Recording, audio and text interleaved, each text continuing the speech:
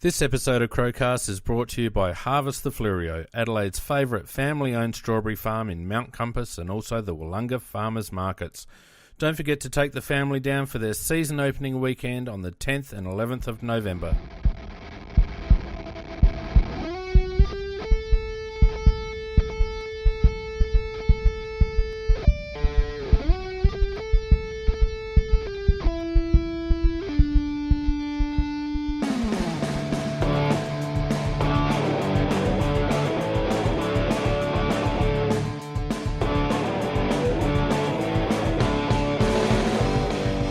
Good evening, everyone, and welcome to another edition of Tuesday Night Live, brought to you this week, of course, by Harvest the Fleurieu. Guys, strawberry farm down at Mount Compass, Victor Harbour Road there. You guys been there at all?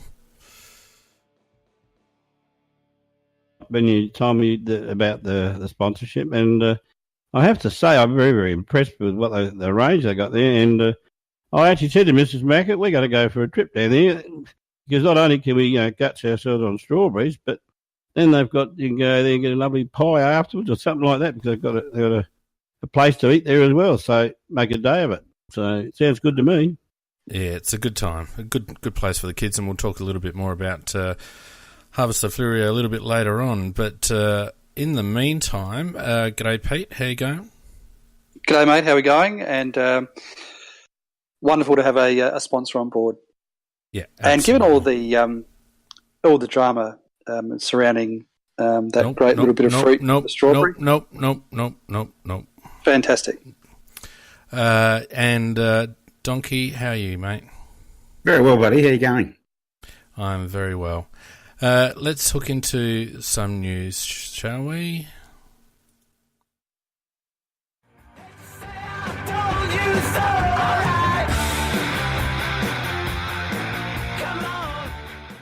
Go for it, Peter. Thanks, mate. Not a massive amount of news around. I guess we should commiserations to Matt Signorello, who was delisted today from the Adelaide Crows. So he's been on the list for a couple of years and unfortunately couldn't quite snag it for a spot. I think he is an AFL ex-premiership player, so that does go on his CV, Donkey. But other than that, I think that's about all we've got from Matt. But anyway, all the best to him, and I think on behalf of CrowCCast, we would certainly, I'm sure the fans certainly thank him for his service that he's given us in this handful. But other than that, there was the trade period came to a relatively quiet close for the Crows. There was just the bit of business done early on with Mitch McGovern, and of course bringing Shane McAdam and Tyson Stengel to the club. But there was some curious and goings on towards the second week of the draft with Gold Coast, and certainly the pick swap that eventuated was a curious little thing. And then there was also, of course, the convenient announcement of Josh Franco as coach up there on the Gold Coast. So anyway, there just seemed to be a few little things going on there, and so whether that is potentially leading to some goodwill between the clubs. There was also, potential, of course, the convenient announcement of Josh Franco that as we'll talk about that a little bit later on the Gold Coast. The other thing was an interesting bit of news that came across today was Isaac Rankin on Channel 7 News. I think it was tonight, and just putting it out there that he is a Crows man. And, what a legend. It was just out there. He did, straight out. Where he wants to play football, and he's been training there, and he just went the whole 9 yards. He was talking about the friendships that he's got at Adelaide Crows, that he knows the boys down there, that he's been training with the boys, and he's hoping that Adelaide can move up the draft order and snag him. I was thinking to myself, open up, Rankin, open up, mate. Just amazing, Saints. It really was. But anyway, good on him. We've got a guy there that obviously desperately wants to play for the Crows. So I think that's great. And we have seen it often enough with some kids across the border that are more than happy to say that kind of stuff. And he didn't seem to be saying it in any kind of. He doesn't seem to be overly sophisticated in the way that he was saying it. He was just talking about the relationship. It was entertaining. So good on Isaac for putting it out there. So so they were probably the main bits. As I said, it's been relatively quiet, but I think we're all gents. We're building up towards what will be probably, I think, one of the most exciting draft nights in our club's history. Couldn't agree more, Peter. Couldn't agree more. Yeah, well, that's the big unknown with the draft, and probably the anticipated part is, as you said, the goodwill build up with the Gold Coast. Is that going to lead to something practical and with an exchange of draft picks, etc.? My guess is, it's only a guess, is that there will be some change of draft picks, and I don't think we'll get Lukosius, but Rankin might well get his wish, and if not him, Rosie. So, but I think that we'll end up with one South Australian boy. Yeah, well, I think we've actually timed our run perfectly in all of this. It would have been really remiss of us if we'd spend all our chips, I think, during trade week and not seeing where some of the others, and Port loom against us, not just because they're a direct opponent, but also because they're in a South Australian attracting factor. And so they've traded up pretty high. It's going to cost them a couple more pieces probably than us to get higher. And I think that we've left our run to a pretty good spot if we are going to make another move. Yeah, it's going to be fascinating. It's hard. It's just hard to pick. I mean, and the debate rages. Do we take all those picks to the draft, or do we try to, get up there? I don't know. I'm undecided. My logic tells me we trade up, but 4 picks in the first round is pretty tasty as well. And it's hard to argue with what you just said, because I oscillate. If you ask me one day, I'd say no, keep the 4 picks, because we've never had 4 picks of that quality before, and it's a very, very good draft. And are we just getting too carried away and married to the South Australian boys and closing our eyes to the other array of talents at all the other clubs from all the other states? And that might be a very, very good argument. It might be the right way to go. And then another day, I'll think to myself, would be bananas if we didn't go and get at least one of these South Australian boys. So. Whichever way it goes, I'm going to be happy. Look, while we're on this topic, Donk, I understand you've come across a little bit of information in relation to this. So while we're talking about the top picks, let's get it out there. Yeah, no worries. Look, over the weekend, I got some information from a source that was pretty on the money last year with the Gibbs trade. A long time before a lot of other people were. And what they have told me is that we have an in-principle deal with the Gold Coast Suns for pick 3. And that deal is either going to be pick 8 and 16, which the Crows have offered up, or the counter offer of pick 8 and 13 with sort of an agreement that they won't pick Rankin. So that is the information that's come across me. I've had a little bit of information from these people before, and it was pretty on the money. So I'm confident there's some truth to it. You don't know how these things are going to always play out and roll out. So I'm just putting it out there for people to hear. Wow, that's huge, mate.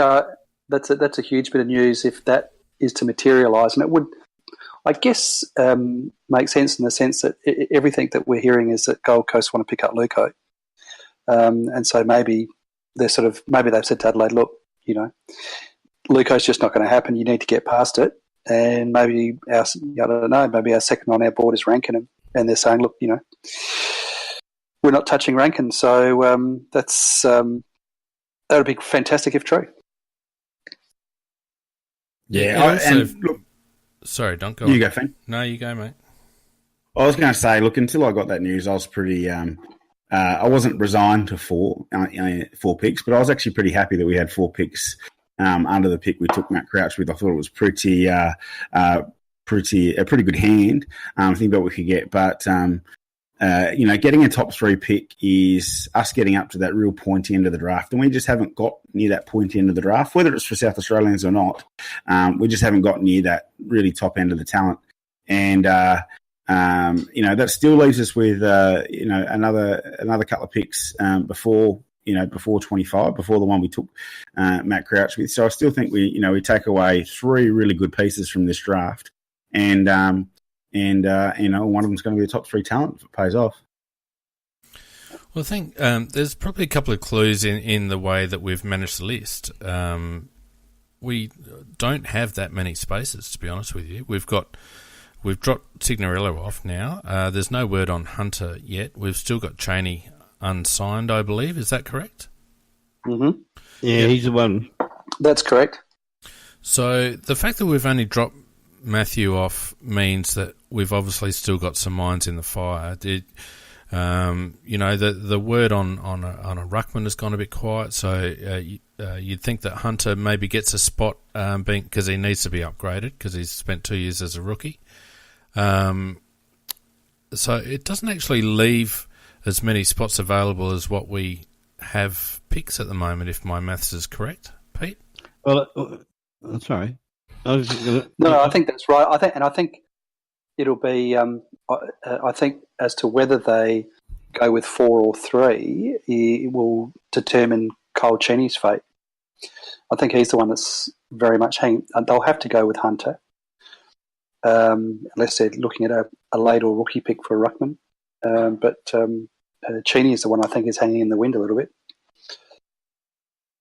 Can they ask? Hunter's been on a rookie list for 2 years, hasn't he? Yeah, he's got to be upgraded to stay on. Well, I thought that you could have a 3rd year with their agreement. No, I don't believe so, Macca. We're missing Nikki tonight, unfortunately. She'd be the one, and I notice she's in chat. So, Nick, if you've got the definitive answer on that one, chuck it in chat. But I don't think so. I think after 2 years, they have to be upgraded. Or delisted, yeah? Yep. Are you allowed to delist and then pick them back up? Like they have to have a shot somewhere else? Jeez, I really don't know, Donkey. Once you delist, you can re-pick them up, but only in the open situation. Every other club can pick them up too. It's just whether Nicky's saying he's got to go up onto the main list. So forget what I said. So basically, they've either got to promote him or delist him, and then try and pick him up in the rookie draft. But we could, if we delist him, I think we can pick him up. You can then pick him up as the rookie that way. Yeah, and that's the only way we could. But I reckon Cheney is the key to it all, in the sense that if we delist Cheney, we're going to take 4, and if we keep Cheney on, we're going to take 3. That's how I read it, Mac. That's certainly my reading of it. Yep. So he'll provide the clue. I reckon. Sorry, Finn. Just quickly. While he's still there, then I think that there is hope that this pick swap will happen. Yeah, well, that's the way I read it too. Yeah. Has Lockie Murphy been upgraded? No. He's got another year to run though as a rookie, though, doesn't he? Yep. Yeah. So that's not it's not an obstruction. It really does rest on the Cheney situation, and it's telling, considering list lodgement has to be in the 2nd week of November, I believe. It's got to be in before the actual draft itself. So, yeah. Definitely in before the draft. I believe it's got. And again, Nicky, for God's sakes, I reckon it's the 2nd week of November. So you would think that will provide the ultimate clue, not only to us as supporters, but all the other clubs as well, of what's in the wind, really. I mean, I just can't imagine that when they put out the press release on Signorello today, if there was no chance of any deal going forward, then surely they put out that Cheney's delisted as well, because they're going to keep Hunter. So it just tells me that while there's no announcement on Cheney, that they're still, and they're not prepared to obviously go to contract at this stage, but they're keeping him, which is, as I think DSG just said, someone just said in the chat, sorry, I forget who just said it, maybe it was Adam, pretty unfair on Cheney, but that's professional sport, unfortunately. And I wouldn't have thought he would, sorry, just as a real sidetrack, I wouldn't have thought he would be one of the last people in that position given his year. I thought he had a really good year last year. But Sure, I mean he'll get picked up. He'll get picked up as a delisted free agent. You would imagine. He's too good a player. The job that he did for us in the back half of the year when he filled in was fantastic. And there's probably a fair argument to say that he's more value on the list than Kelly. To be honest with you. So whether we're keeping Kelly because he's got more trade value, or whether we tried to shop Jake and it didn't come off, I'm not quite sure. But I feel a bit for Kyle because he's been a good warrior for the Adelaide Crows and probably doesn't deserve the delisting given, perhaps some injury mismanagement may have cost him a spot in the 22 in the first place. Yeah. There is one other alternative around it, I suppose, in the sense that all of our calculation of numbers is based on the fact that we stay with 38 on the main list and 6 on the rookie on the rookie list. If we made that 39 and 5, then we could keep Cheney and still true. take the required number of draft picks. So it depends on whether, because we only started with 38. Every assumption we've made so far is based on them maintaining it, which I think they've done for 2 years now. Yeah. So it's likely that it will be that. But I think if it came to a pinch, I'd rather they had 39 if it was meant Cheney going and keeping him, because he showed last year he's got a good intrinsic value as a backup, that when he does come in, he doesn't let us down. No. No. He can play tall. Might be a and play cash thing short. too. Well, that's right, Donkey, because I think we've played short the last couple of years because of the TCP. So whether they've got the cap space to actually fit that extra number in on the list will be interesting as well. You think with Tubby McGovern going? It didn't look too good. Didn't look too good in that photo, did it? Well, he posted it himself. He's taken the piss. He's a prick. Just getting back to that top end of the draft with Connor Rosie, he's a really interesting prospect. I just wonder, he'd been sort of, most of the pundits had him around sort of anywhere between, 10 to sort of 12, 13, 14 as the year sort of went on, particularly after the champs. But then he had that run in the Sandful finals. And then there was this story that came out about the fact that the Gold Coast were interested in picking him up because he was a close friend of Luco, and that would help him settle. I wonder, has Rosie been overvalued on the basis that there is this talk about Gold Coast taking him at 3? Would that, do you think, and the other question that leads on from that I put to everybody, is would a team like Gold Coast move away from their talent list for that reason?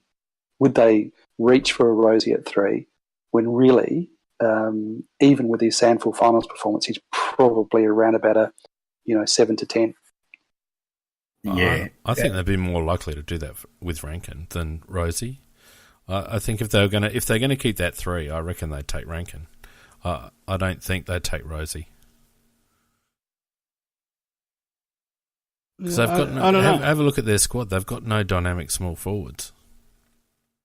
I think one of the things that Pete's assumptions also predicated on is the fact that I think Rosie and Lukosius in particular are very close mates, and that you're having the two mates together to support each other because they are apparently close mates might help in retaining both of them on a long-term basis.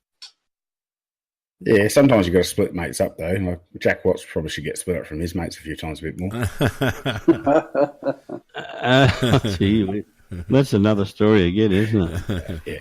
Sorry, I had to go there. But I think you might be right, Pete. I think sometimes these stories start to get a bit of legs and they carry their own momentum. And, a good final series is one thing. But, these draft watchers and recruiters and all those guys have been looking at these players for, 2+ years now. And they would know where their average talent level would sit, like, what they consistently perform at. And a good final series is one thing. And I think, you can't underestimate the ability to perform under pressure. But whether that's a 10-player jump in their rating, I'm not sure whether you go for that. So, do you honestly think Rosie's down that low? I don't reckon he did himself any harm with his back end of his season, as we talked about the other day.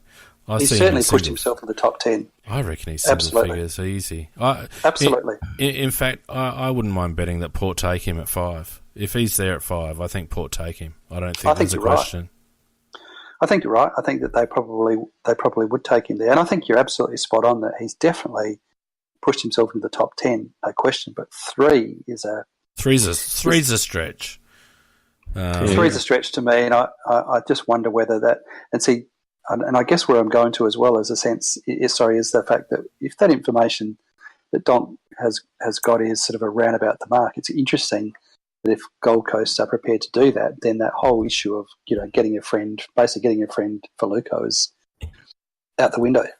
Yeah, I think you're right, Pete, and also I think there's probably just in terms of the info and other things that go around it. You've got Reedy sort of having that interview, that post trade period interview, where he said, he thinks there'll be some stuff around draft night, and the AFL would really want it, which I thought was pretty poignant and telling. He also sort of, which is a trick for people. He sort of told everybody how hard it was going to be to pick up one of those really early picks, and only the best recruiters sort of get them. So. That was, if it comes off and he's played a part of it, that's pretty funny too. Then you've got the fact that, Rankin was out there tonight saying that he wanted to be to the Crows, and, if you wouldn't be doing that unless you had some sort of feeling that something might be happening. Eddie was talking about him the other day. You've had Signorello being delisted today, but not the final piece as we all think. So I think there's a few bits of anecdotal evidence sort of mounting up around the side. So nothing you could point to and say that's exactly it. But if you put it all together, it makes a pretty compelling puzzle. Yeah, I'm getting that sense. I'm getting that sense that something's building up. Not as firm as your info, Donk, but I did hear some a bit of noise around the place just this evening that there was a deal in the works. I'm not sure if it was 3 or 4, but certainly one of those 2 picks. And so my expectation is that something will happen, and I just get the feeling that Gold Coast won't be they're not for turning on Luco at pick 2. But I think that it just got a sense that maybe Isaac is our man at 3 or 4 for the reasons that you've said. All that anecdotal evidence that you've mentioned. I mean, certainly from a list profile point of view, we have more need for a dynamic mid-sized player than we do another Lukosius, notwithstanding the fact that we all love, how Jack goes about it, and we all, are pretty comfortable that he's going to be some sort of a player.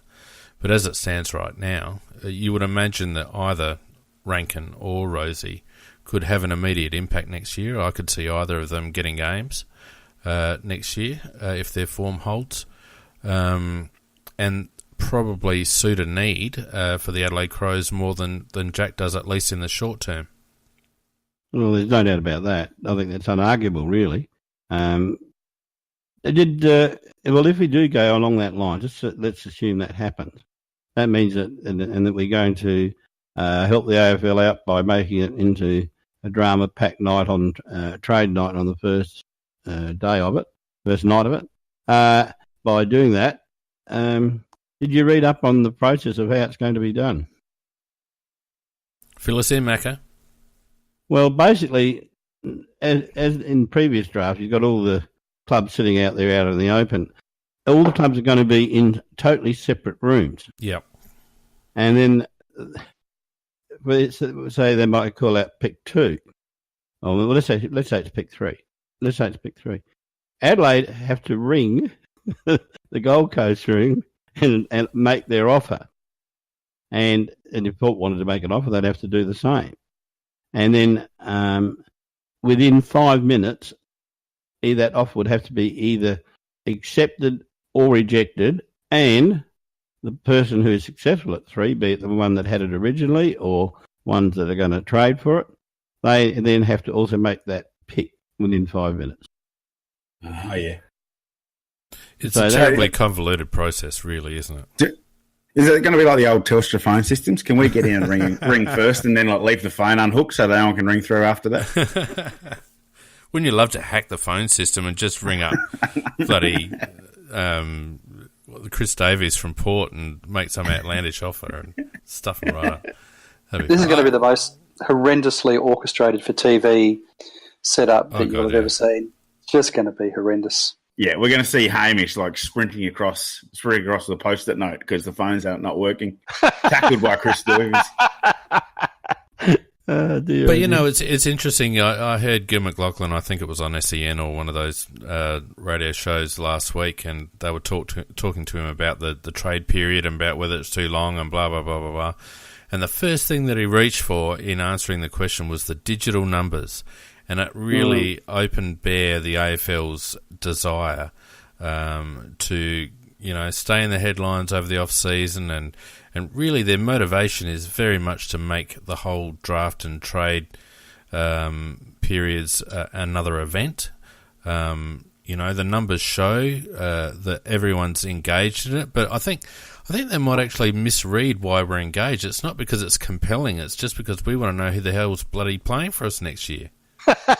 Exactly. Freaking, I couldn't listen to trade radio this year, but Twitter was my my go-to because it flicks over so quickly. You don't need to listen to stupid idiots on trade radio. But when the AFL are obviously going to make it as long and drawn out as possible, but I think it's going to take a few years to get this live trading scenario to anywhere near compelling viewing.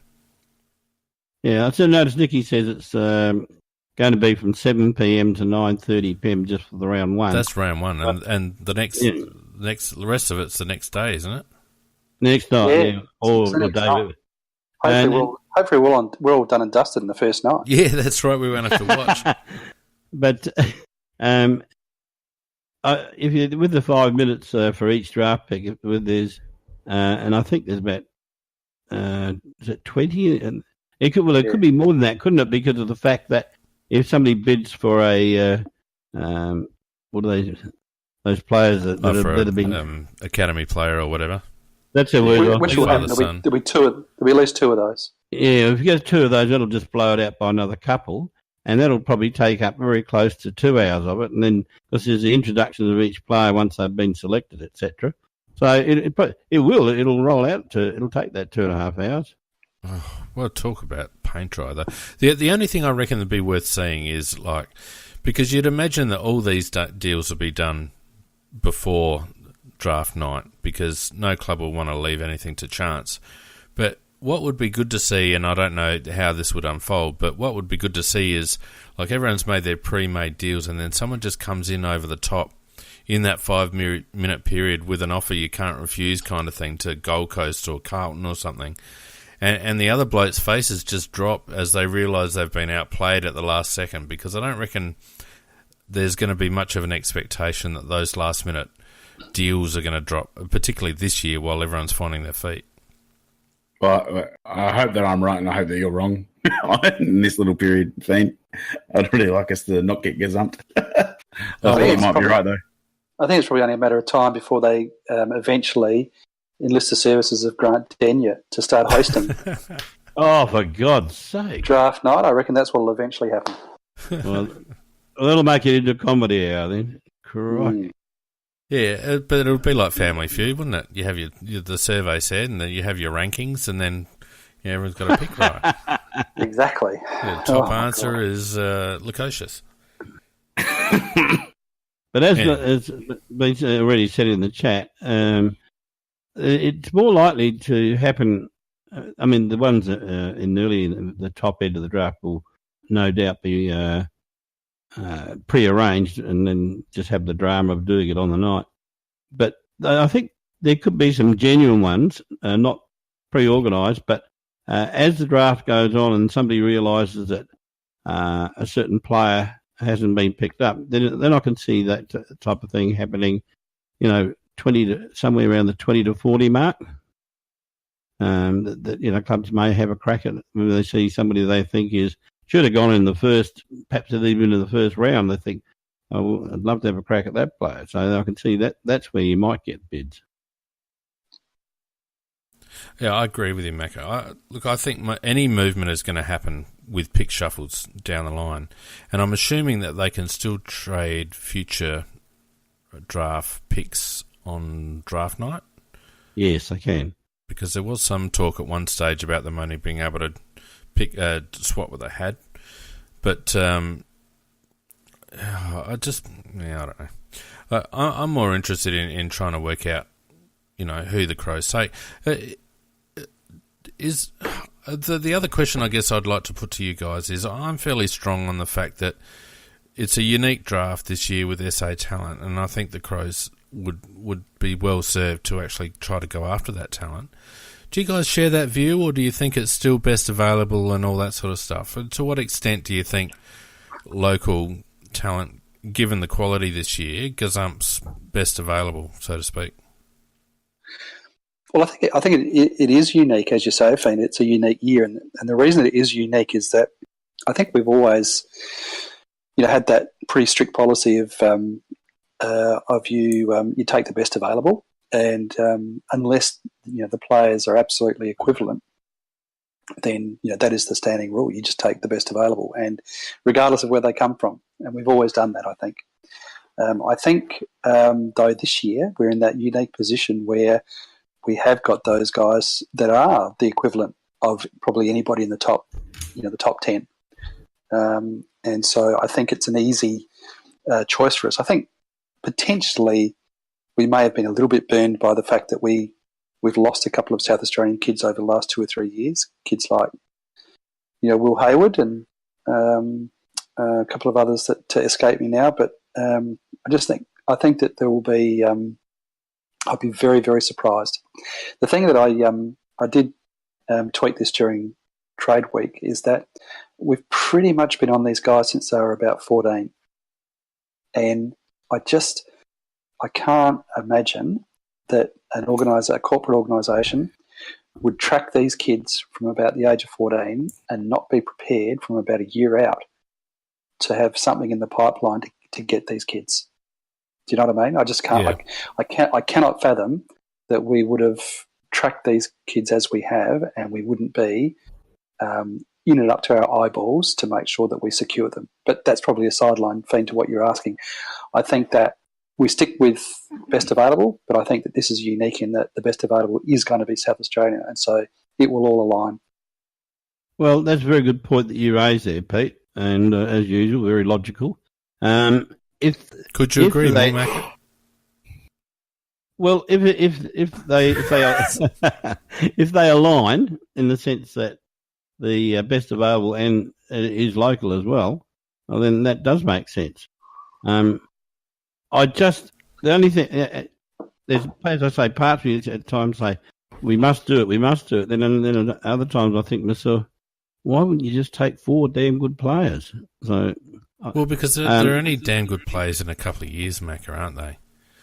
And so you're carrying that risk for the first contract, and you're paying out good money on salary and development time and all that sort of stuff, and you're running the risk of them flying the coop, and we've had that a couple of times. Gunston's a classic, but under normal circumstances, you would take that risk. But I guess I agree with Pete in saying that this year, because there is an availability of local talent, and you would say that pick 13 might be equivalent to, say, pick 7 or 8 in a normal draft, you'd almost reach for that South Aussie kid a bit earlier than you otherwise would, simply because you're mitigating a risk. Those kids aren't going to leave unless their name's Chad Winkart. Yes. So I mean, given the fact that under normal circumstances, Macca, you would say that you take the best available, and you rely on the trade to get players back.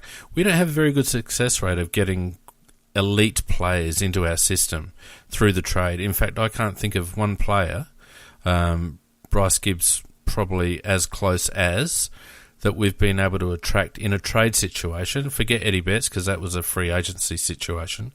But in a trade situation, we don't seem to be in the conversation for a Dustin Martin or those sort of blokes.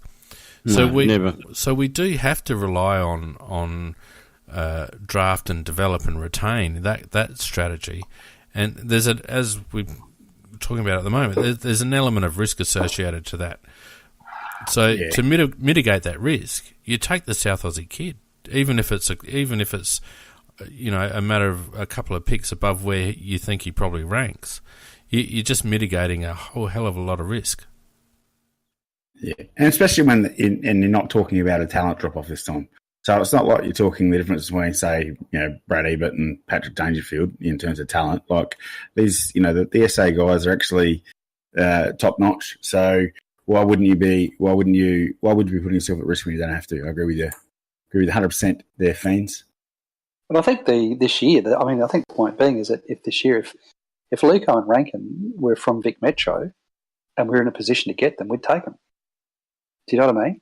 Because I think that the talent is with these kids is so high, but the fact that they are from South Australia, I think that's the motivation in, some people call it selling a farm. I don't call upgrading one pick and sacrificing another pick selling the farmer. But that's the motivation for trying to get that bit higher in the draft, I think. Well, I was just going to say the strength in the argument you've got there is the fact that not only are we saying that they are right up at the very pointy end of the draft, the Victorians and West Australians and all the experts around Australia are saying these guys are right up there at the pointy end of the draft. So if it was only us thinking that, but I suppose it strengthens the argument to have a crack at them because in general they're regarded as being right up there at the pointy end. And I think the thing that's the issue is as opposed to, if are you reaching for them because they're South Australian? I think the issue is the fact that they are so highly ranked that it's all about what you're prepared to give up to get to that higher draft pick to be able to get hold of them. So it's about that sort of that sell process. What are you prepared to sell off to get those kids because they're South Australian and because they're so talented? Well, a lot of people, absolutely. A lot of people are saying, it's too high a price to pay for unproven talent, blah blah blah. You got to think about it this way. To my way of thinking, we've got 4 first round picks. Four should go into 2, at least, or 3 should go into 2, at least. Four and a future first rounder or a high second should go into 3.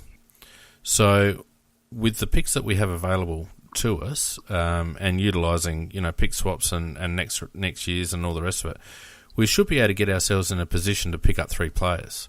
There's actually no reason why we shouldn't get ourselves in a position to grab 3 players. Now I know that Port have done well to get up to 5, and that makes things a little bit difficult. But I'd be very disappointed if we didn't end up with 3 quality South Australian players out of the 6 or 7 that are touted to go in the first 20. And the other thing along with that is that there's probably some kids further down the list, and I'm talking about Valenti in particular, who I think has actually been underrated in this draft because of the relative talent around him. Don't forget this, Valenti was the under-18s captain. Very good player.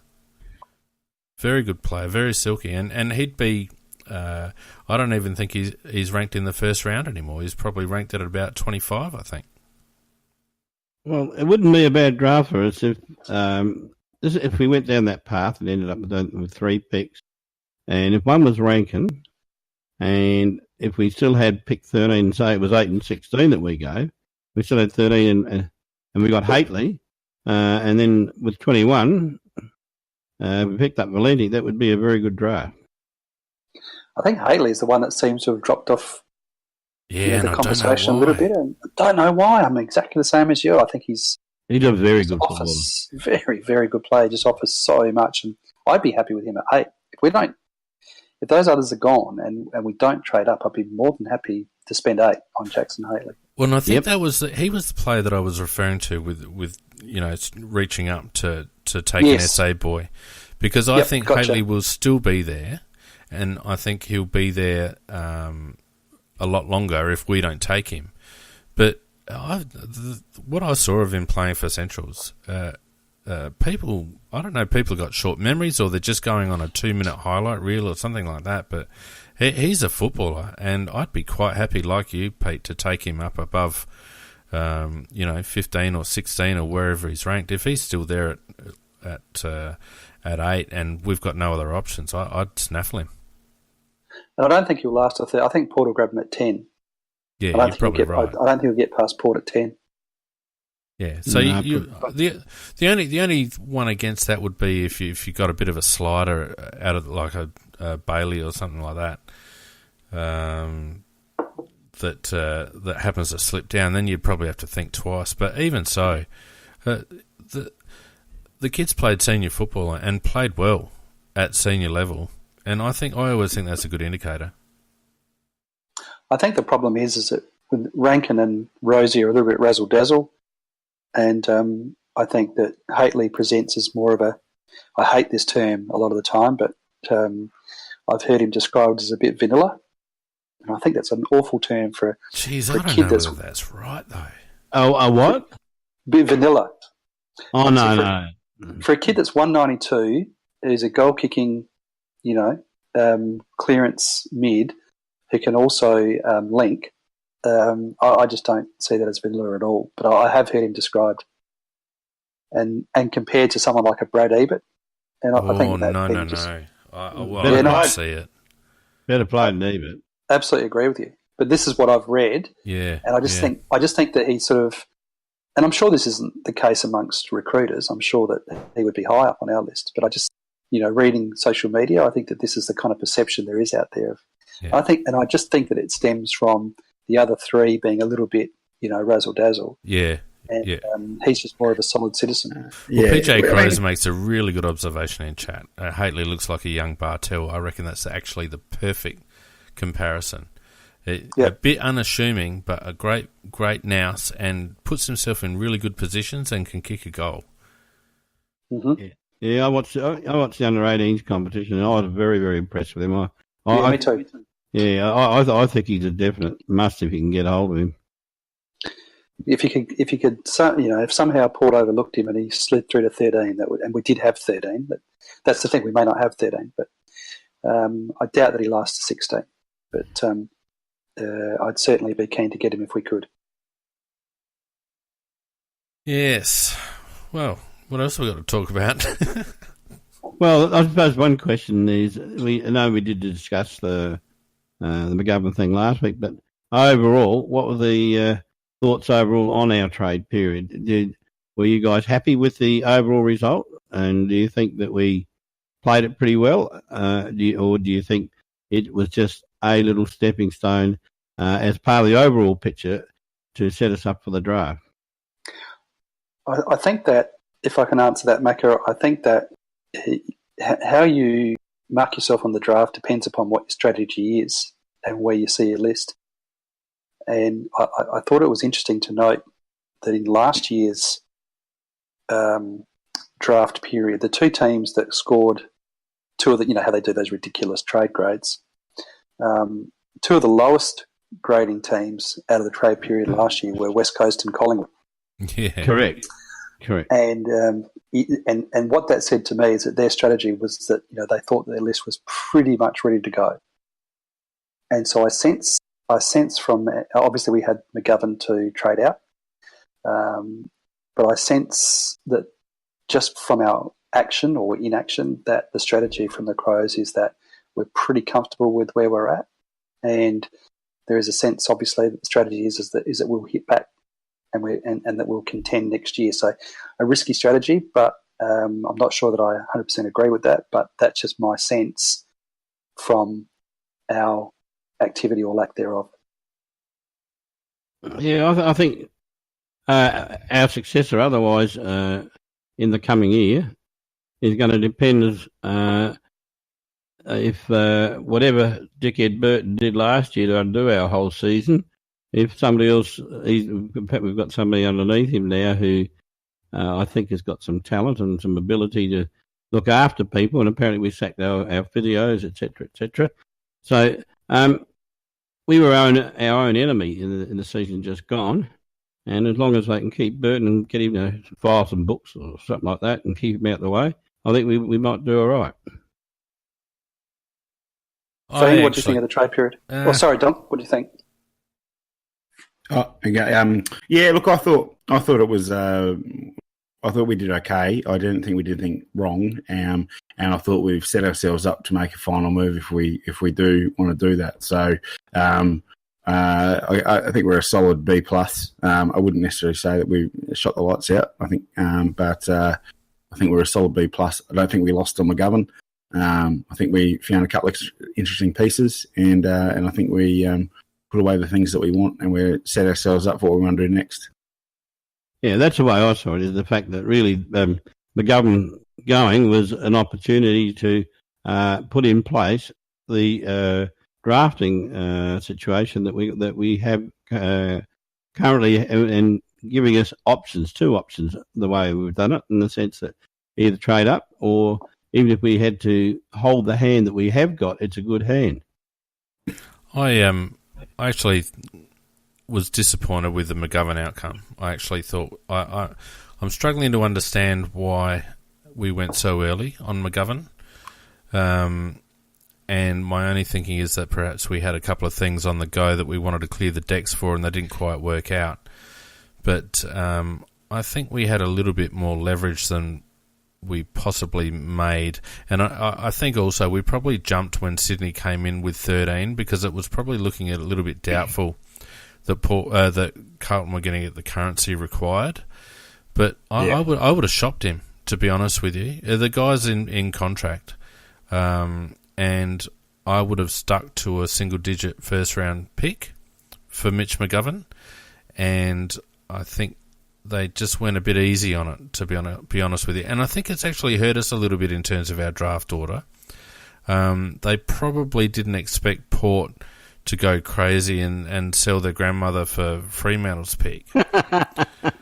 But, I mean, I think we could have made more of the Mitch McGovern situation and got a little bit higher than 13 with our next pick. We could have actually got into the single figures if we'd have, because a lot of the work happened at the end of the trade period, and that's when all the panic selling starts to set in. And at the end of the day, if Mitch McGovern stays, he gets along with most of the lads all right, and he's a damn good player. We can certainly fit him in for another 12 months, and then he can have another crack.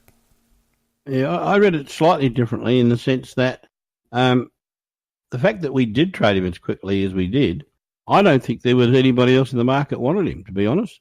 That nobody who was going to offer anything solid to get him.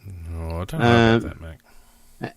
And I think that the fact that he was expressing this desire to go, we actually seized on it to go down the draft strategy that we have gone down. So I that's the way I read it. Now, look, I could be totally wrong, Fane. But, that's only an assumptions on my part. But the fact that we at no stage seemed to be interested in talking to somebody else at all, when we said we made the point that we would pick the club. He wouldn't necessarily go to the club that he wanted to. But there was never any talk of any other club. And there was no club ever saying that they wouldn't mind getting their hands on him. You don't reckon Hawthorn or Geelong could have used a Mitch McGovern in their forward line? They could. Or Western bloody Bulldogs, for that matter? Come on. But Hawthorn had other plans. Well, they only had other plans once the Wingard thing came to light. I think that we thought that we had to strike when we did, otherwise we weren't going to get as much for him. I think Sydney coming to the party meant that we opened up for 13 and the mature age of pick, and I think that we were worried that holding out too long might have actually been, gone in reverse for us. I think that's but then we were. Keep him. Donkey. Just on that point, Donk, is it possible, Fane, that West Coast were pressuring Sydney because they had 2 seconds to trade in for Kelly, and would have been wanting that 13, and maybe Sydney says, look, you can have this 13 now, but otherwise it's going. I don't know. Correct. Is that possible? That is totally right. It is totally right, because West Coast would have done that.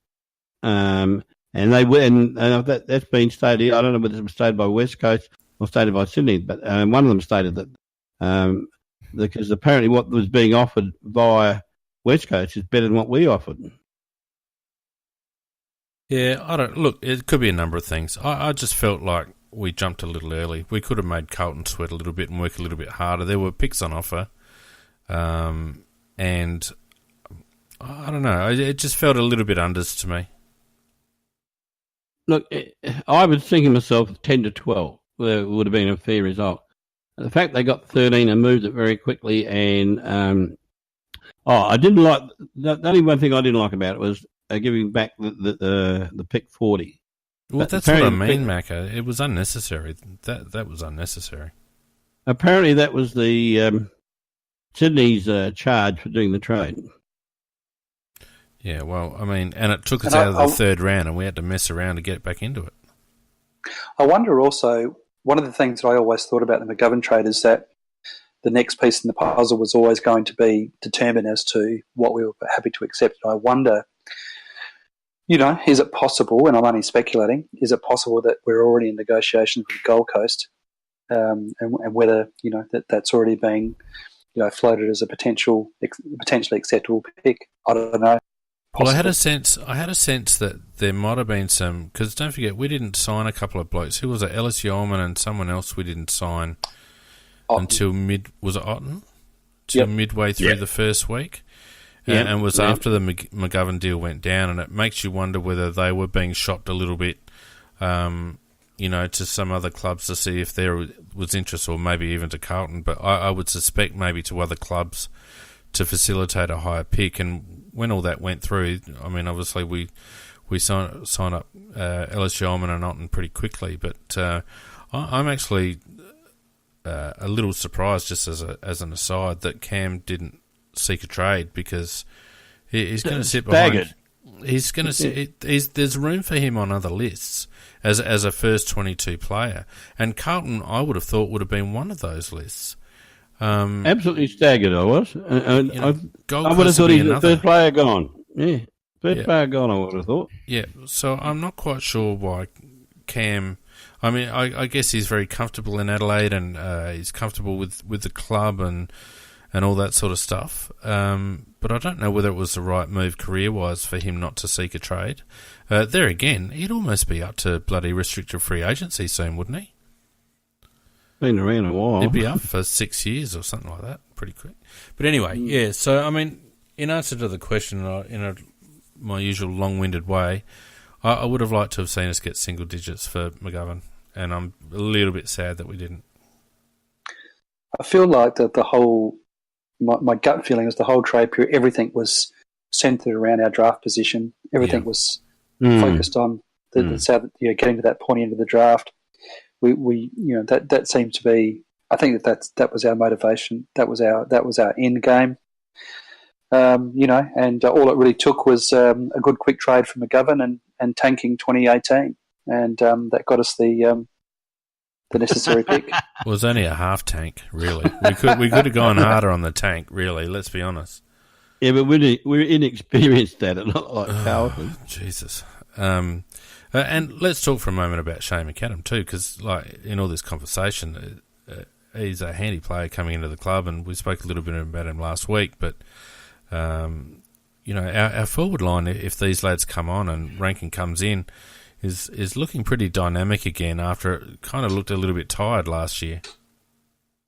Yeah, no doubt about that. There'll be some quick legs around the place, and let's just assume that one of the two young lads that are coming in there with speed do play in the forward lines. What about the Gooch? Where do you think the Gooch will play next year? Then? He's got to be in the midfield rotation, Macca, I reckon. Sorry to jump in. I hope so. Just sorry, can I just quickly go back to Shane McAdam? Just a very, very quickly little tidbit of information I did get through the week that evidently West Coast were very, very keen on spending the Lycett compensation pick on Shane McAdam. Yeah, Is that right? I did get that bit of info, so they rated him very, very highly. So some of that talk that came out of the Crows that they had him, around about the sort of around the 20s was probably around about right, if my info is correct, which I think it is. Yeah, so Sorry, I guess effectively you're talking. Way. So you've effectively, Pete, what you're saying is we got McGovern for we got McGovern and pick 20, say, for. Yep. We got 13 and 20, for McGovern and pick 40, which is probably not a bad outcome, I suppose, when you look at it that way. Yeah, yep. And if we're never going to pick at 40 and we're going to drop 21 on McAdam, then it's also an opportunity not lost, if that makes sense. Yeah. So yeah, like you get to keep 21 as well. Yeah. But back on Gooch, Macca, I think he's got to go into the midfield rotation. Whether he takes a wing or whether he comes in off the bench as a second rotation or whatever, a few cameos up forward because he can slot a goal, but he's fast and he stays over the ball really nicely, and I think that's something that we lack. Obviously, speed we lack, but a little bit of dynamic ball movement through the middle. We showed that he's capable, and I'd love to see him get more minutes. Yeah, I'm on exactly the same wavelength. I'm a huge fan of Jordan Gallucci. I think he's got a lot to offer. And, I remember seeing him play Sandford football down at the parade one Saturday afternoon, and I think it was his first year, and I just saw him burst out of the middle from a clearance at pace, just hitting, and I can't remember the leading forward who it was, but I just remember, I just thought, geez, that looked, he only had 10 positions for the day, but I thought, geez, that looked like a fantastic bit of football. And I've seen it a couple of times now when he laced out Jenkins at a critical time in the last quarter against Sydney. That was brilliant. At pace, that ball had to be exactly where it was. Otherwise, it either doesn't make it to Jenkins' chest or the defender spoils it. It was perfect. And then he did the same for Eddie Betts in a home game as well. I reckon it was against maybe Gold Coast or Carlton, but once again, just an absolutely perfect pass. The other thing I like about Gallucci, he's not a handballer, he's a kicker. Yeah. So you'll see a great imbalance in his statistics in favour of kicking. I like the fact that he's a kicker. Love it, yeah. And if you've seen him at ground level, and a couple of times when I was sitting on the fence in games, his standing vertical leap is extraordinary. Awesome. Absolutely awesome.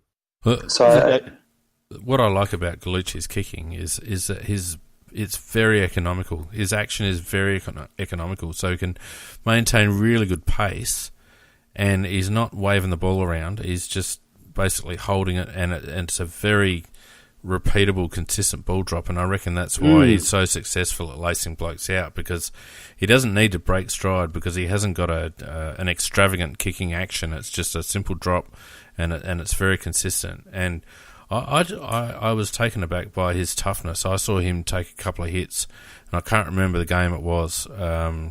He got a real nasty one. Late in the season, he got a couple, and he just bounced straight back up. And I know one of them, the other bloke, came off second best. And that's impressive for a second-year player to be able to hold his own physically, against seasoned players. The other one that worries me a little bit, though, is Miles Paholke. I was hoping that he would show a little more, and I feel like this is a critical season for Miles this year. Yeah, I was going to raise him because he's not only got he's had the competition from the players we already had, and the only one that's gone is McGovern, of any particular note. And if you got like Crouch coming in, and you got a lot of these new drafts come in, a couple which may play virtually almost straight away, Miles is going to struggle a little bit, and he has some qualities. He's certainly not frightened, and he doesn't mind a bit of physical stuff. But, I can't see the spot for him. That's the problem I've got. No, I don't think he makes it. I don't think the reason he doesn't make it is that he doesn't have the pace of a Gallucci, and he doesn't have the evasion skills of a Miller, and I think he gets caught way too often.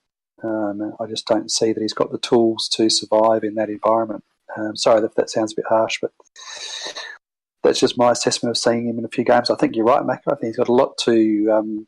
He's got some great qualities. It's a lovely mark, and does have some good qualities, but I just don't see a long career for him at AFL level. No, and the point you raised about the lack of pace, that's his real downfall, and he's really going to have to. I don't know whether you can develop pace. I don't think so. You might get a little bit, but you can never become a speedster if you haven't really got it, and that's where I think he's going to struggle. The only place I could see him perhaps excelling, and he wouldn't have played in this position very often, But he could play Luke Brown's role if they ever wanted to release Luke Brown up the field a little bit. Because remember, Brown was a pretty good midfielder as a junior. And he's kind of been shoehorned into that back pocket position. But whenever Lukey Brown gets up the ground, he does some damage and he kicks a lovely goal. And Paholke is actually sneaky tall. He's taller than what you think he is. I think he's 192, actually. Jesus. Oh, really? I didn't realise he was that tall. Yeah, exactly right. He's taller than you think he is. And whilst he doesn't have the pace of Brown, I think he has a lot of the tools that perhaps would allow him to play a medium defence role.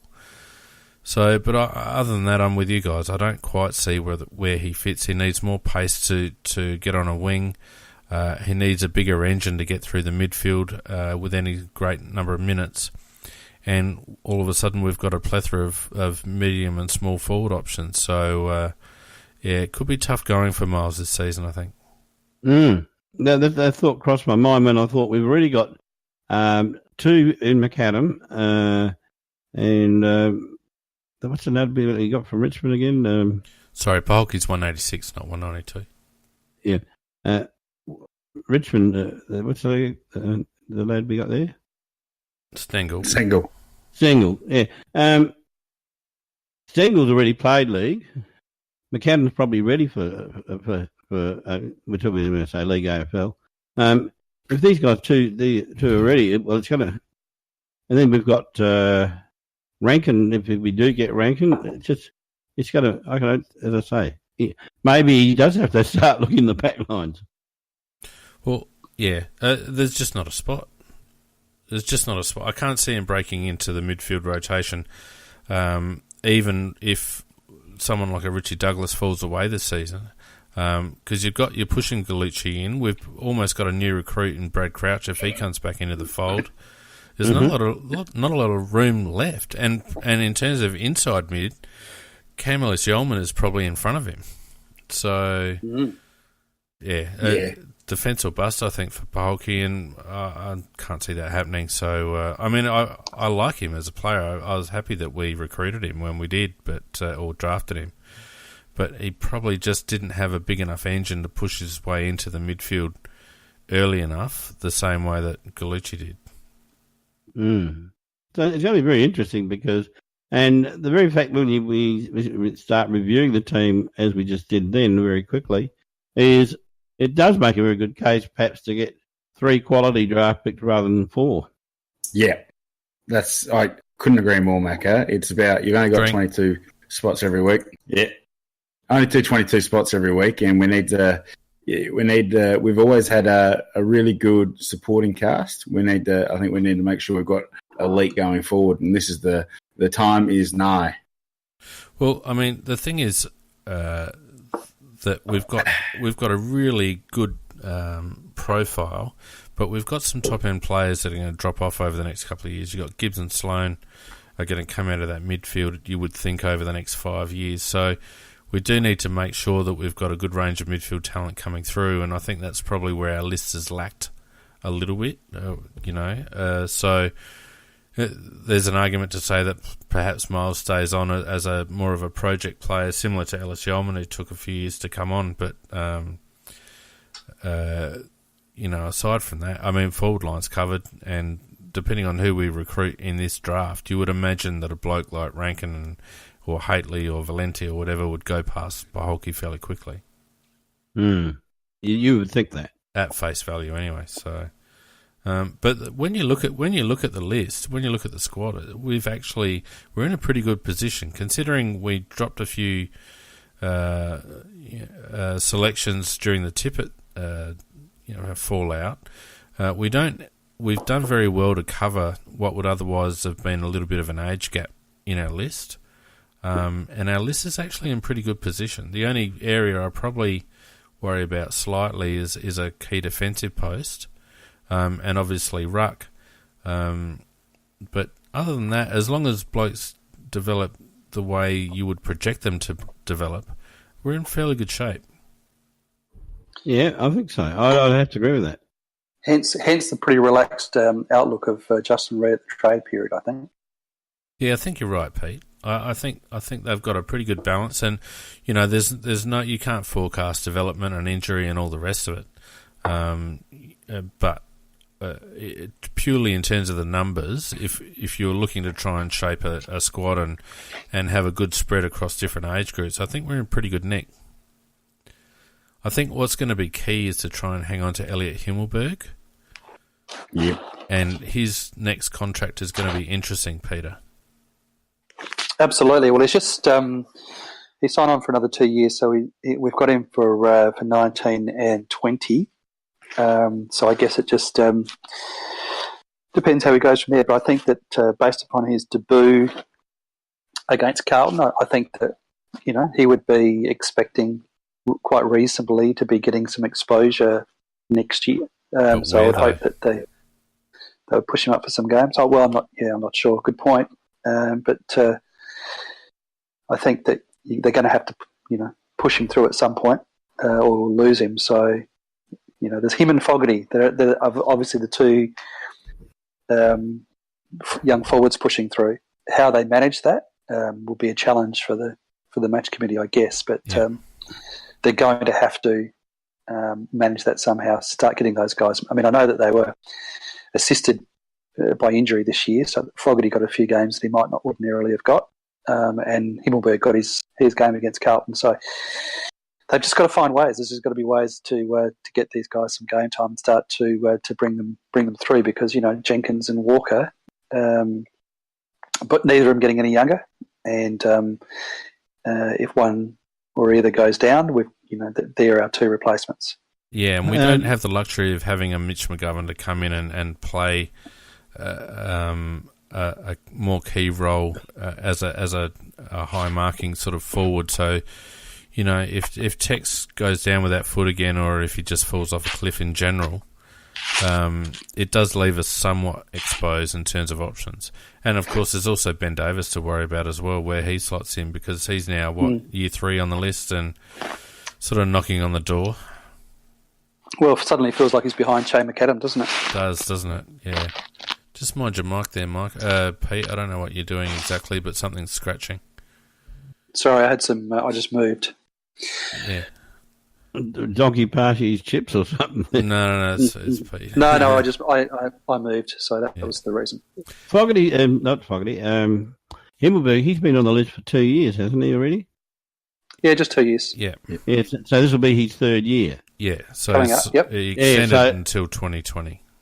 Yeah, so I reckon it's very important that we do really start to develop him this year at this level. And I'm not sure how we do it and how we play it, but Fogarty's only a second-year player this year.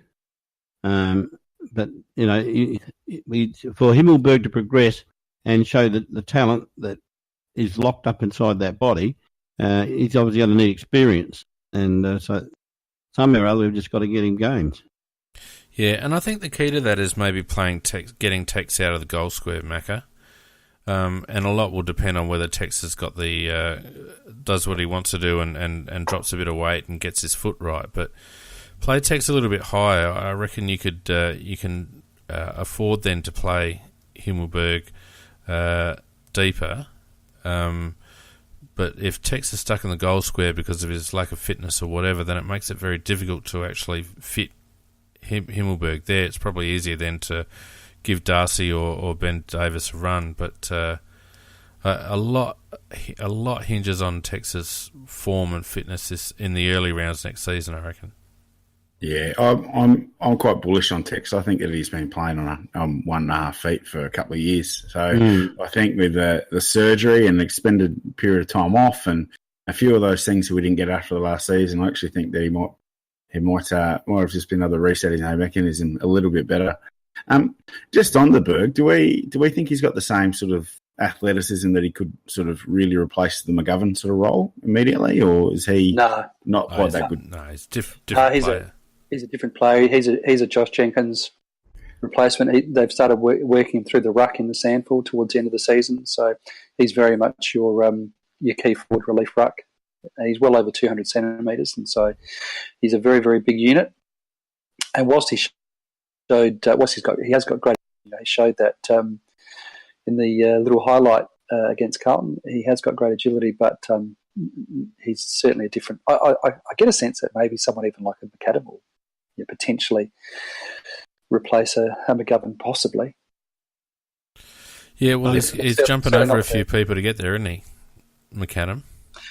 Yeah, well, that's the thing. Everyone's sort of talking him up, and be interesting to see whether he's good to go round one.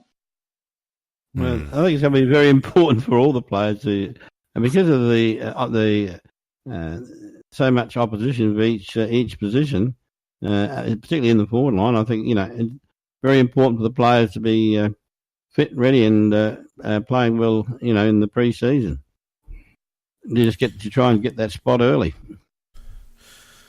Well, that pretty much does it, I think, for the trade period wrap-up, unless anyone's got some final words. Donkey, you got any more bombs to drop before we go? Nah, I'd just be making it up from here, but I'm just going to duck off into the kitchen and make myself some nice strawberries and cream after this. I think that's what I'm doing. Well, speaking of strawberries and cream, just before we get on to Macca's Sweets and Smacks, we do have to say thank you to our sponsor for the rest of the season, which is Harvest the Flurio, the good old strawberry farm down at Mount Compass on Victor Harbour Road there. The season opening is on the 10th and 11th of November between 11 and 3. Of course, you can go down there and pick your own. You can also find Harvest the Flurio at the Wollonga Farmers Markets as well. I don't know about you guys, but it's a great little spot, and as well as just picking strawberries, they've got tons of other produce there. They've got a lovely little restaurant, as you pointed out, Macca. The open day or the open weekend will have stuff for the kids like a bouncy castle and all the rest of it. So plenty going on. The community's gotten right behind the strawberry farm as the season opens. So a fantastic weekend coming up down there. We all go down. We all go through Mount Compass on the way to Victor, and it's a great little spot there. So love my strawberries. So I'll be getting down there for sure. Yeah, I already teed Mrs. Macker up. We're going to go down there and have a crack at it. Yeah, it's great for the kids. I've taken my kids down there a couple of times, and it's great for them just to pick a punnet or two and get amongst it. And with the extra festivities that are going on the weekend of the 10th and the 11th next month, certainly worthwhile grabbing the family and getting out into some sunshine and picking some berries. And thanks very much to Adam Sherry, who's on Spreaker Chat. And also there's a picture on Facebook of his sister in a strawberry outfit at the moment, which I'm sure she's very flattered about. But you'll find links on our Facebook page over the next few days. You'll find links on our website as well. And we'll be dropping the odd link on Twitter. So get around the strawberry farm, Harvest the Flurio, as they sponsor us for the remainder of season 2018. Thanks, Adam. Yeah, cheers, Adam. Good stuff. Now, Macca. Yes, I am a Romeo man. That's what I am. And I really don't care who knows it. I don't vote politicians are a joke. Come on, mate. Well, a couple of sweets we'll start off with firstly, and firstly to the new sponsor, Harvest the Flurry. It's fantastic to have a sponsor for this particular program. He must be wondering what the hell he sponsored, but that's... What have you got the answer to, mate? But no, big sweet for that. And the other thing, I want to give a big sweet I reckon he thought he was ringing Michael Keelan on 5AA on a Sunday morning. The gardening show. Because that's how I actually answer the phone when he rang, Michael Keelan. And I think he thought he's on 5AA, and all of a sudden he's on some footy podcast. Yeah, now he thinks I've got Michael Keelan when he drunk too much or something. No, and another very big sweet to the people out there in the chat. You guys have been fantastic during the season, and even when you have a crack at us, I love it. It just shows you're a very clued up mob. Otherwise, you wouldn't even be listening here. And some of the comments out there probably smarter than some of the ones we're making here. But well, we get half our information on the fly from the chat, don't we? we rock up with nothing, and we wait until they say stuff, and then we put it on. Yeah. Make ourselves look like genius. Yeah, so real big sweet to you guys out there. No, and thank you very much for all the patronage you've given us, and really do appreciate it. And from a smack point of view, well, there's been a couple of incidents, and I'll only deal with one of them. Very disappointing to see Big Mummy and the drug episode back at the end of 2015, and I appreciate the fact that he was injured and his season was over. But when you see the damage that drugs do in the community, and these guys are supposed to be role models, and I don't think Mummy does himself any good at all by doing that. So big smack to you, Mummy, and I hope that was more of an exception than anything else. I fear not, but I hope that's all it was. But to anybody out there, leave the drugs alone. What do you reckon? What do you reckon the motivation was for those things being released? Because there was talk that Mumford was actually going to make a bit of a comeback next season. He's been the ruck coach at GWS for last season, and by all accounts has kept himself in good nick. He's got over the injury that caused him to retire in the first place. It's 3 years ago, and it makes you wonder why that's popped out now. The GWS have been aware of it all along. Yeah, and they sent him off to rehab, and he's come back, and all sorts of things. So, yeah. Geez, Macca, I thought you were going to finish that sentence, that little speech there, with that. Now, you kids just stay in school, okay? No. And actually, the other thing too that I don't know whether you call it a smack, but I do think the football clubs, they've made this AFL into a full-time profession situation, and obviously these kids get tied up. They train and then they've got to do everything 7 days a week virtually, but they've also got a lot of spare time on their hands, and spare time builds trouble. And I think the football clubs long-term have got to become a little bit more than just a football club, that they've got to really, and I know that they do partly do some stuff at the moment, but I reckon they're going to have to do a lot more to help the players to balance up their lives, not just from a football point of view, but so in their spare time that it's a balanced life they're leading. So, all right, Macca, I'm going to put this to you and be controversial. Right?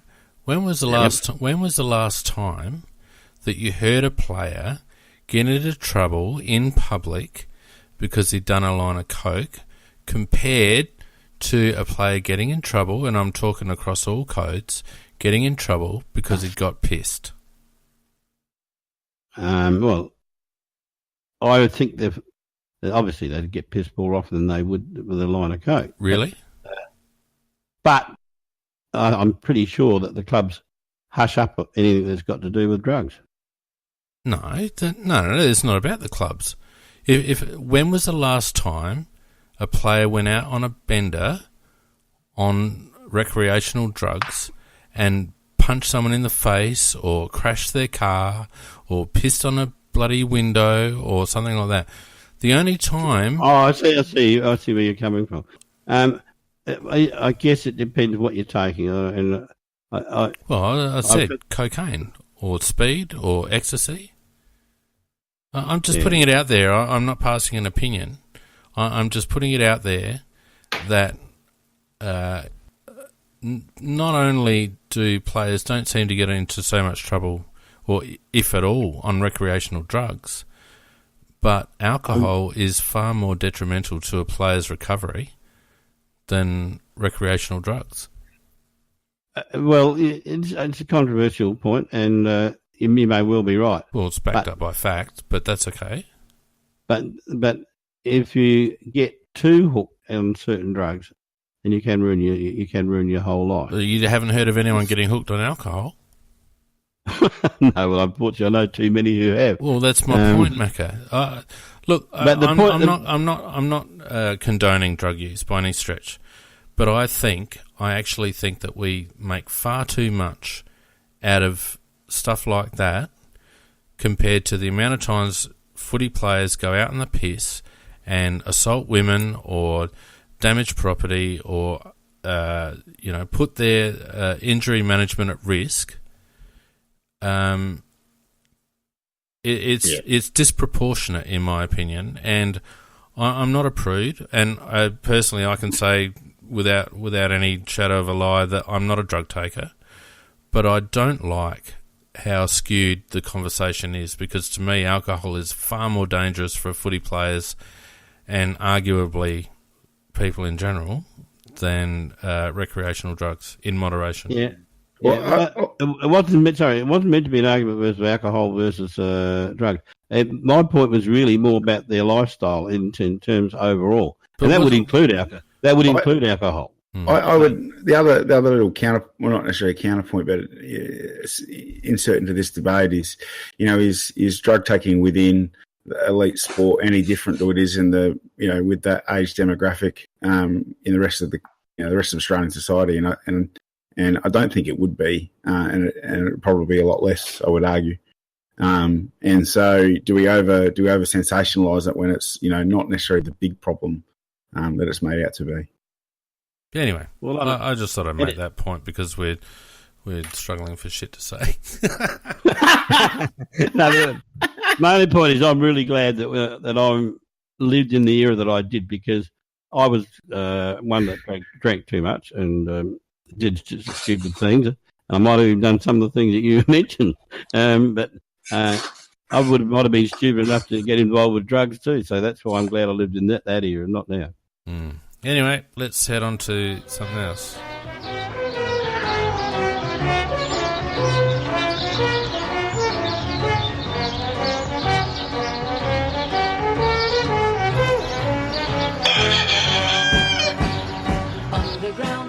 I got to open the batting with a cockwomble because I completely forgot about the AFLW draft. So, in proceedings, so you're getting a womble. Well, I'm actually going to edit that out and say, because our resident expert Nikki isn't available this evening, we've decided to defer conversation about the AFLW draft until next week, so we can get her learned opinion. Gents, sorry to interrupt. I'm going to have to bail. We're a bit past my bedtime with a few things I've got to do. So it's good chatting tonight, and I'll log off. Been lovely talking with you again. No, Pete. Yeah. See you, Pete. Cheers, guys. And a magnificent squirm out there, Phoenix. Are there any other cockwombles going on at the moment? I actually think the whole trade radio disaster was a cockwomble. I was going to nominate that. SEN, they're going to set up strange hours. I think is it 6 a.m. to 8:30 in the morning? Something like that, yeah. God, I never even see those hours since I've retired. So I'll never hear it. Do you reckon that's the reason why Kane sort of toned things down over the last couple of months, particularly the last month over the trade period? He was almost trying to reposition himself as a voice of reason for SA footy. So I don't know whether he just had a bit of an image adjustment or something or other. But I don't think I'll be watching or listening. He wrote a couple of articles that were almost favourable to Adelaide, and I thought, obviously he's been on the drugs or alcohol or something. But obviously it's what you're talking about. But yeah, I don't know how it's going to go. Because once he reckons he's got to bring balance into it. Well, if you go by his past history, it'll be just the Port Adelaide show. So I don't think I'll be bothering about it. Then you got 5AA bringing back Cornsey and KG, for God's sakes. For God's sake. Yeah. I don't know what. That just shows their demographic, doesn't it? They're just they're withering in the breeze. Do you know what I reckon it is, Donkey? I reckon the producers of 5AA have been listening to the CrowCast and they've listened to Macca and they've thought there is a place for an old fart on radio. People actually listen. But what they're not going to be able to recreate is Macca's dulcet tones. I mean, that's why I was in the CrowCast before this, and if I didn't have any milk and honey, that would put me to bed. And no disrespect, to KG Cunningham, because I'm actually a fan of him. He's passionate South Australian sports person and media commentator, and whilst I don't always agree with what he's got to say, I think he's been amazing for Adelaide radio. But Gee whiz, is there no new talent? Yeah, I think that's the other bit of the point, isn't it? So what happened to Rowie and Bix? Are they gone? Or are they still out they're there? still there. I think they're doing part of it. I don't know. Corns was on the way home tonight. I don't even know why I was. And here's a cockwomble for you. Graham Corns' ongoing battle against the AFLW with regards to applying modified rules. And Cornsy came on the radio tonight and said words to the effect of he was trying to discourage his daughter from playing football because it was a contact sport. Now, if that's not sexism against your own daughter, I don't know what, because I bet your life if he didn't discourage Kane or Chad from playing football, so why would he discourage his daughter from playing football? Donkey? Because he's an idiot. Well, it was a brilliant explanation there, Donkey. It's just reactionism. It's reactionary. It's reactionary media, and you're seeing it all the time now.